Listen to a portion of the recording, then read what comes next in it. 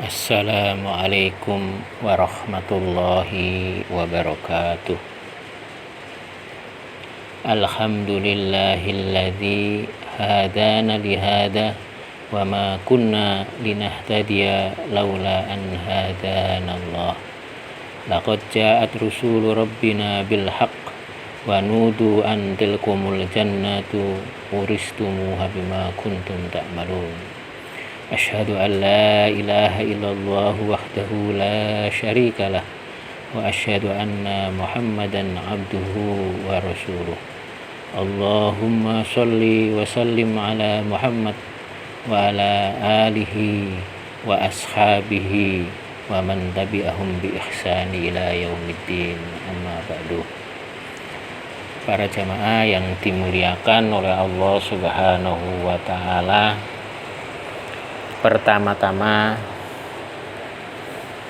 marilah kita memuja dan memuji syukur kehadirat Allah Subhanahu wa taala, karena Allah Subhanahu wa taala telah begitu banyak menganugerahkan nikmat, rahmat dan hidayah kepada kita sekalian.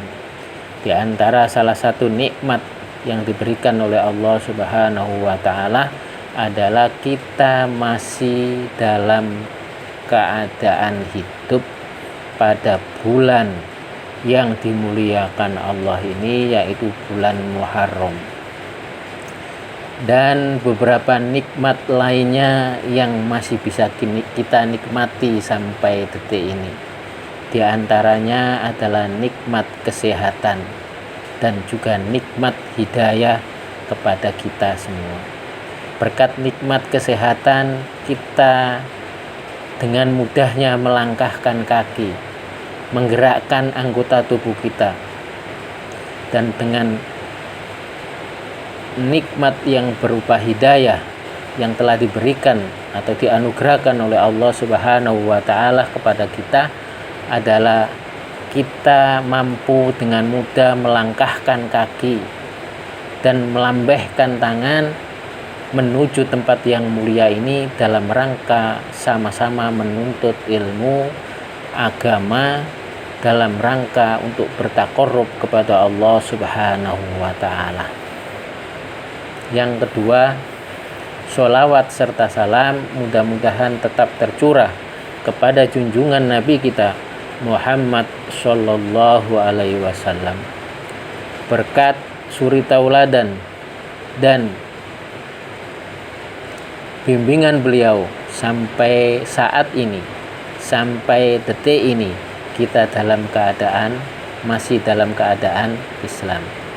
Para jamaah yang dimuliakan oleh Allah Subhanahu wa taala, pada kesempatan kali ini kita akan membahas atau mengkaji, belajar bersama-sama terkait dengan waktu-waktu yang mustajab untuk berdoa kepada Allah Subhanahu wa taala.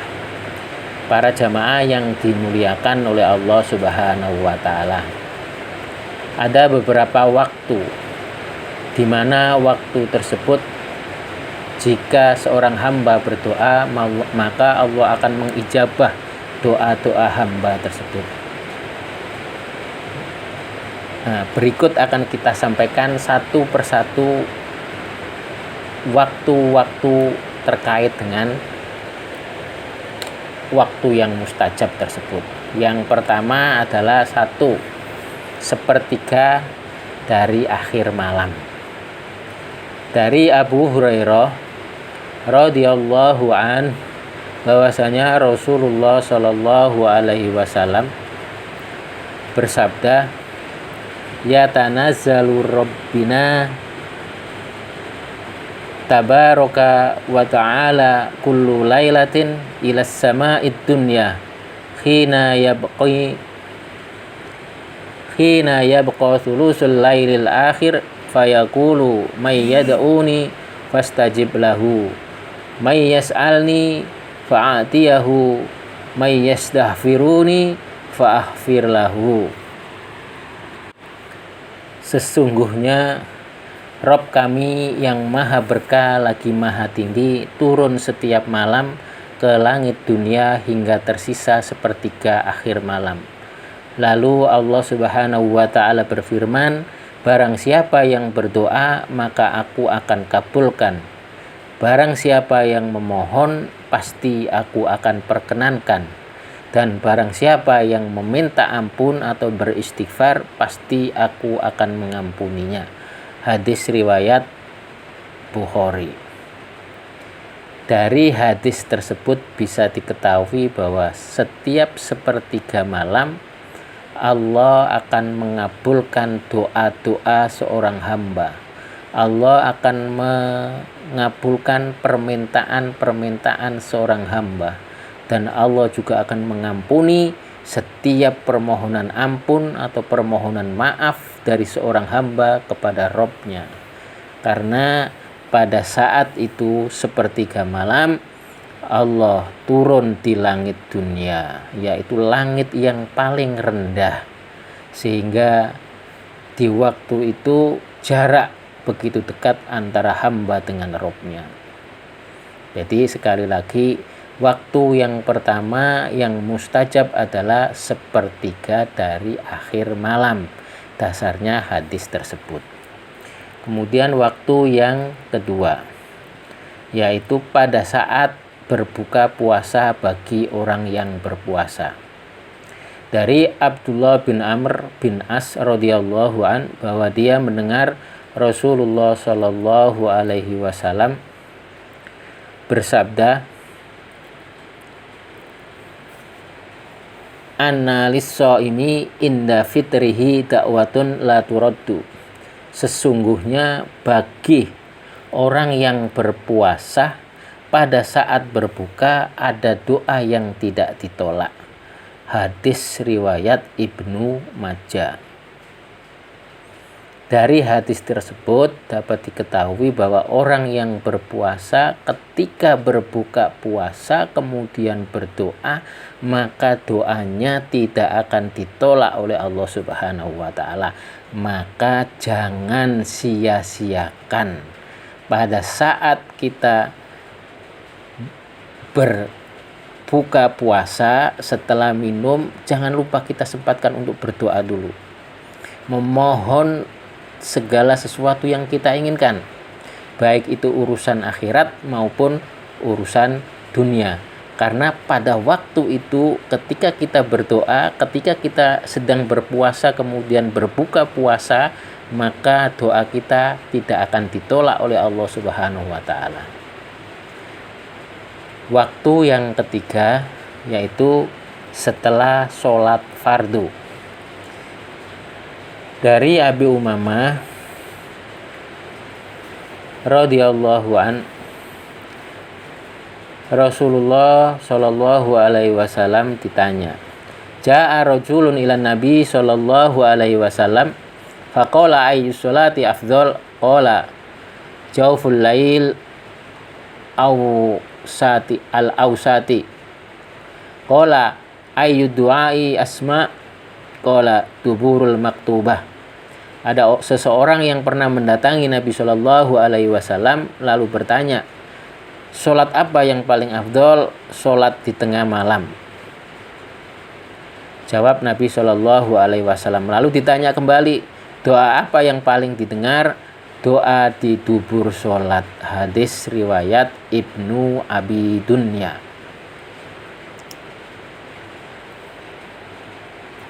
Dari hadis tersebut bisa diambil kesimpulan bahwa setelah sholat fardu termasuk waktu-waktu yang doa kita didengarkan oleh Allah Subhanahu wa ta'ala. Akan tetapi ada perbedaan pendapat terkait dengan makna dubur sholat di sini di kalangan para ulama. Ada yang mengartikan di akhir sholat sebelum salam, dan ada pula yang mengartikan setelah sholat. Ada beberapa dasar yang mendukung hal tersebut. Doa berikut dibaca oleh Nabi Shallallahu alaihi wasallam di dubur sholat. Allahumma inni a'udzubika minal jubni wa a'udzubika an aroda ila ardalil umuri wa a'udzubika min fitnatid dunya wa a'udzubika min adzabil qabri.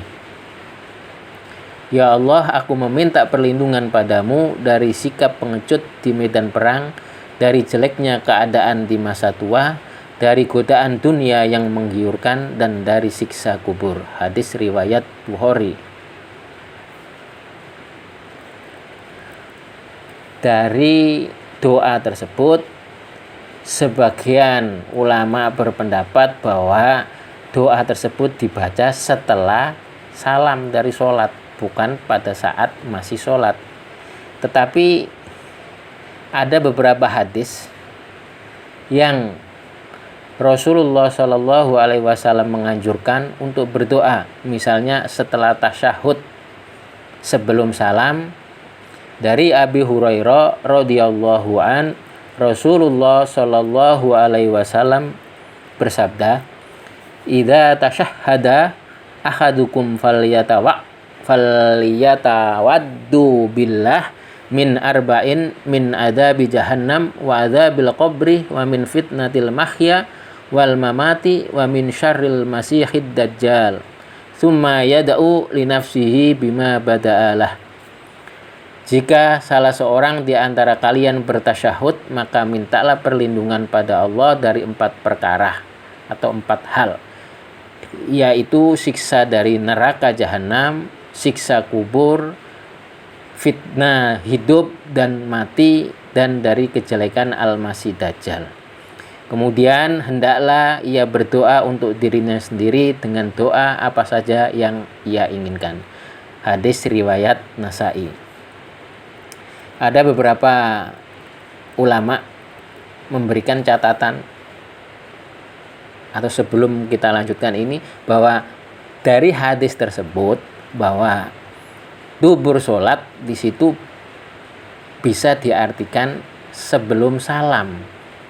Jadi pada saat habis tasyahud, kemudian kita dianjurkan oleh Rasulullah Shallallahu Alaihi Wasallam untuk berdoa. Di samping dari 4 hal tersebut, yaitu siksa, berdoa untuk perlindungan dari siksa jahanam, siksa kubur, fitnah hidup dan mati, dan dari kejelekan al-masih dajjal, juga doa-doa yang lain sesuai dengan hajatnya masing-masing. Dari situ sebagian ulama mengatakan yang dimaksud dengan dubur sholat adalah sebelum salam.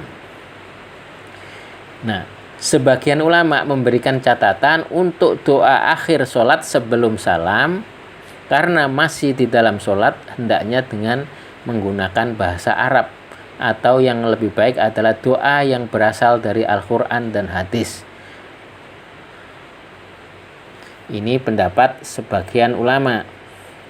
Tetapi sebagian yang lain juga menyatakan bahwa tidak harus menggunakan bahasa Arab. Misalnya pada saat kita masih dalam kondisi sujud, karena nanti termasuk di antara salah satu waktu yang mustajab adalah pada saat sujud. Nah, di situ kita dianjurkan berdoa. Sebagian ulama menyatakan harus menggunakan bahasa Arab karena masih dalam sholat, maka harus menggunakan bahasa Arab, atau paling tidak yang lebih utama adalah doa-doa yang berasal dari Al-Quran. Akan tetapi sebagian ulama juga menyatakan bahwa boleh dengan menggunakan bahasa selain bahasa Arab, misalnya bahasa Jawa, bahasa Indonesia, sesuai dengan hajatnya masing-masing.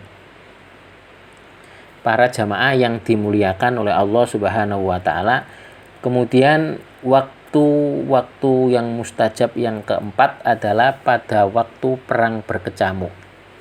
Dari Sahal bin Sa'ad radhiyallahu an bahwa Rasulullah Shallallahu Alaihi Wasallam bersabda, "Sintani la turadani au kullama turadani ad-du'a'u indan nida'i wa indal ba'si khina yaltahimu ba'duhum ba'dah." Ada dua orang yang tidak tertolak atau jarang tertolak doanya, yaitu doa pada saat azan dan doa tatkala perang berkecamuk. Hadis riwayat Abu Dawud. Imam Baihaqi dan Imam Baihaqi. Dari hadis ini bisa diambil pelajaran bahwa di antara salah satu waktu yang doanya tidak tertolak atau waktu-waktu yang mustajab untuk berdoa adalah pada saat perang berkecamuk. Kemudian yang kelima, pada hari Jumat. Dari Abu Hurairah radhiyallahu an bahwa Abul Qasim sallallahu alaihi wasallam bersabda, "Inna fi yaumil jumu'ati li sa'atun la yuwaffiquha muslimun qa'imun yusalli yas'alullaha khairan illa a'tahu iyyahu wa qala biyadihi yuqalliluha yujhiduha." Sesungguhnya pada hari Jumat ada satu waktu yang tidak bertepatan seorang hamba muslim sholat dan memohon sesuatu kebaikan kepada Allah, melainkan akan diberikan padanya. Beliau berisyarat dengan tangannya akan sedikitnya waktu tersebut. Hadis riwayat Bukhari dan Muslim. Waktu yang sesaat itu tidak bisa diketahui secara persis dan masing-masing riwayat menyebutkan waktu tersebut secara berbeda-beda. Paling tidak ada dua waktu berdasarkan riwayat yang ada. Yang pertama di antara dua khutbah. Dari Abu Burdah bin Abi Musa al-Asy'ari radhiyallahu an, ia berkata, Abdullah bin Umar bertanya padaku, apakah engkau pernah mendengar ayahmu menyebut suatu hadis dari Rasulullah Shallallahu Alaihi Wasallam mengenai waktu mustajabnya doa di hari Jumat? Abu Burdah menjawab, iya betul, aku pernah mendengar dari ayahku Abu Musa. Ia berkata bahwa Rasul Shallallahu Alaihi Wasallam bersabda, hiya ma baina ayyajlisal imamu illa an tuqdas shalah. Waktu tersebut adalah antara imam duduk ketika khutbah hingga imam menunaikan sholat. Yang kedua yaitu setelah asar sampai tenggelamnya matahari. Dari Jabir bin Abdillah radhiyallahu an, dari Rasulullah Shallallahu alaihi wasallam beliau bersabda, yaumul jumu'ati thinta asyratun yuridu sya'atun la yujadu muslimun yas'alullaha azza wa jal syai'an illa atahullah azza wa jalla faltamisuha akhir sa'atim ba'dal asri. Waktu siang di antara hari Jumat ada 12 jam. Jika seorang muslim memohon pada Allah azza wa jalla sesuatu di suatu waktu di hari Jumat, pasti Allah azza wa jalla akan mengabulkannya. Carilah waktu tersebut, yaitu di waktu-waktu akhir setelah asar. Hadis riwayat Abu Dawud. Dari dua hadis tersebut ada dua waktu yang diperkirakan untuk waktu-waktu yang mustajab di hari Jumat. Yang pertama ketika imam duduk di antara dua khutbah, itu waktunya mepet sedikit sekali sesuai dengan sabda Nabi yang di atas yang sebelumnya. Kemudian yang kedua adalah waktu asar, setelah asar menjelang maghrib. Sehingga untuk lebih berhati-hatinya kita bisa melakukan di dua tempat tersebut. Pada saat imam duduk di antara khotib duduk di antara dua khutbah, dan juga pada waktu setelah asar menjelang maghrib. Para jamaah yang dimuliakan oleh Allah Subhanahu wa taala, waktu mustajab yang berikutnya yaitu yang keenam adalah waktu bangun tidur pada malam hari bagi orang yang sebelum tidurnya dalam keadaan suci dan berzikir kepada Allah Subhanahu wa taala. Nabi selalu membiasakan bahwa sebelum tidur berwudu atau bersuci dan berdoa kepada Allah Subhanahu wa taala. Di antara doanya, doa tidur adalah bismika Allahumma ahya wa amut, atau bismika Allahumma ahya wa bismika amut. Itu yang paling populer. Dari Amr bin Anbasa radhiyallahu an bahwa Rasulullah Shallallahu alaihi wasallam bersabda, "Ma min abdin bata ala tuhurin thumma ta'aru minal laili fasa'alallaha min amrid dunya au min amril akhirah illa a'tahu." Tidaklah seorang hamba tidur dalam keadaan suci lalu terbangun pada malam hari kemudian memohon sesuatu tentang urusan dunia atau urusan akhirat, melainkan Allah akan mengabulkannya. Hadis riwayat Ibnu Majah. Jadi dari hadis ini, waktu di antara salah satu waktu yang mustajab untuk berdoa adalah pada saat seorang hamba terbangun dari tidurnya di malam hari. Dengan syarat sebelum tidur itu bersuci dulu atau berwudu dan membaca doa. Waktu yang mustajab berikutnya yaitu yang ketujuh pada waktu di antara azan dan iqomah. Dari Anas bin Malik radhiyallahu an bahwa Rasulullah shallallahu alaihi wasallam bersabda, "La yuraddu ad-du'a bainal adani wal iqomah."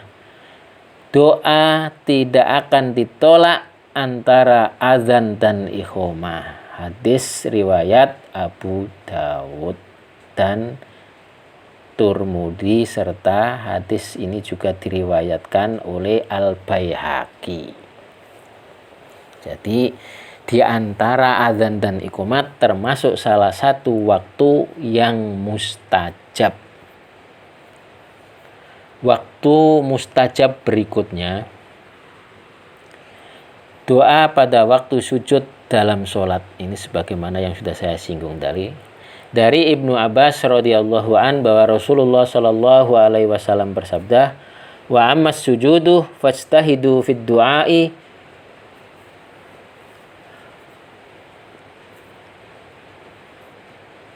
fakum manna ayyustajaba lakum." Adapun waktu sujud maka bersungguh-sungguhlah berdoa sebab saat itu sangat tepat untuk dikabulkan.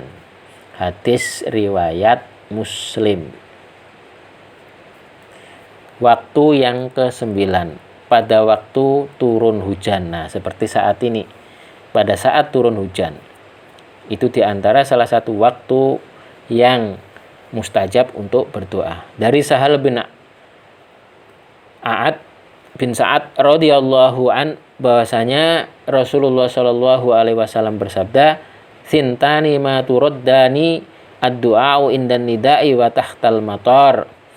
Dua doa yang tidak pernah ditolak, yaitu doa pada waktu azan dan doa pada waktu hujan.